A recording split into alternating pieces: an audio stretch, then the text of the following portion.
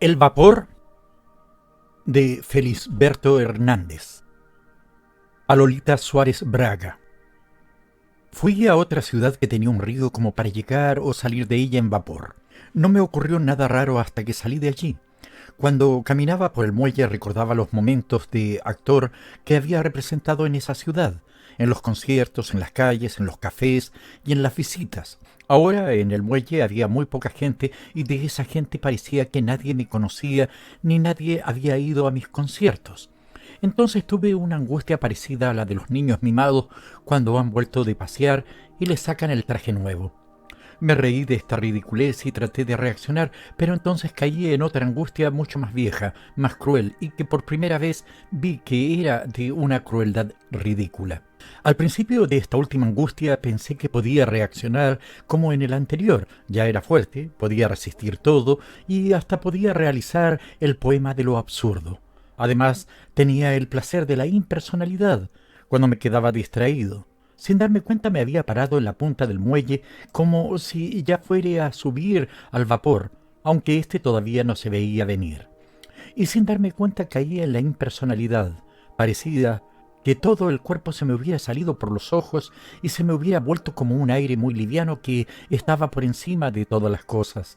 Pero de pronto la angustia me volvió a atacar y la sentí más precisa que nunca en su cruel ridiculez. La sentí como si dos avechuchos se me hubieran parado uno en cada hombro y se me hubieran encariñado.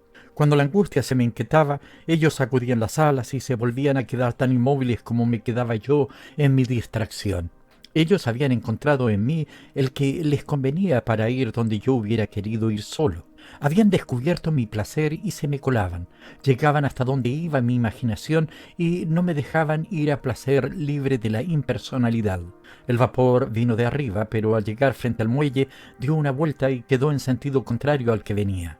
Yo subí sin mucha curiosidad ni mucho interés y me empecé a pasear por cubierta mientras subían bultos. Tardaron mucho en esta operación y yo ya sabía cómo era todo el vapor. Entonces empecé a mirar para el muelle. Cuando estaba oscureciendo, el vapor salió y dio otra vuelta para seguir en la misma dirección que venía.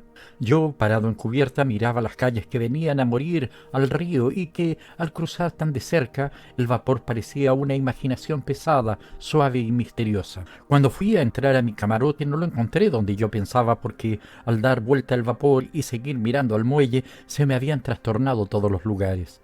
Después que lo encontré, volví a pasear y tuve una impresión rara y desagradable de mi angustia ridícula. La idea de los avechuchos se me había endurecido sin que yo me diera cuenta y sin querer caminaba despacio y sin moverme mucho para que los avechuchos no se inquietaran. Tuve una reacción, me sacudí y hasta llegué a hacer mención de pasarme una mano por un hombro. Pero la impresión desagradable de esa manera de caminar me venía apenas me distraía un poco. La angustia se me había vuelto de una monotonía tan extraña como la de algunos cantos judíos.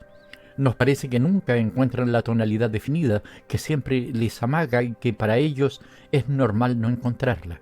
A la hora de cenar me di cuenta que en el barco había poquísima gente, el comedor era lujoso y había mucho silencio.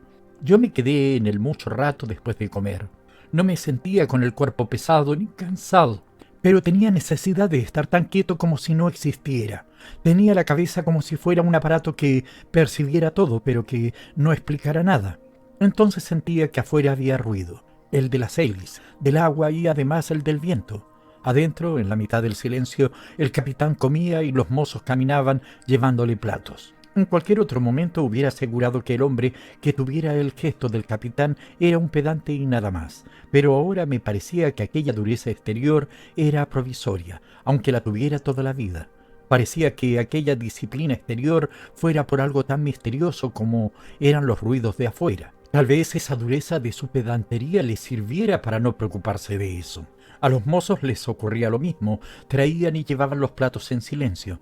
De vez en cuando, en el fondo del comedor, dos se decían algo en el oído que parecía una cosa muy simple, pero por encima de la cabeza de todos había algo parecido al ruido de afuera. Parecía también que ellos tenían una vieja costumbre de sentir eso y que al mismo tiempo de estar más acostumbrados también lo sentían con más intensidad. Entonces yo, en mi impersonalidad, sentí por primera vez la suntuosidad y lo importante que era el vacío de las cosas. Aquel enorme comedor que nos dejaba mucho espacio de unos a otros nos daba un pequeño e importante mundo que engañaba un poco y que nos distraía y nos salvaba y nos garantizaba otro poco de lo que ocurriera en el otro mundo de afuera. El vacío del gran comedor nos servía para apoyar un poco el pensamiento y el espíritu, aunque después, cuando bajáramos a tierra, pensáramos que aquello no nos hubiera servido para nada. Pero ahora allí había un pequeño mundo con mucho espacio que nos despreocupaba de lo de afuera. Esta sensación me duró mucho rato. Después tuve deseos de tocar en el piano una cosa rítmica, sin importárseme nada de los temas, ni las frases, ni los matices. Lo importante de mi deseo hubiera sido conservar aquel ritmo y aquella quietud mientras desfilaba todo lo demás. De pronto tuve ganas de pasearme sobre cubierta, pero cuando pasé por dos espejos que formaban un ángulo recto al encontrarse en dos paredes, miré al rincón y me llamó la atención que me viera la mitad de la cabeza más una oreja de la otra mitad.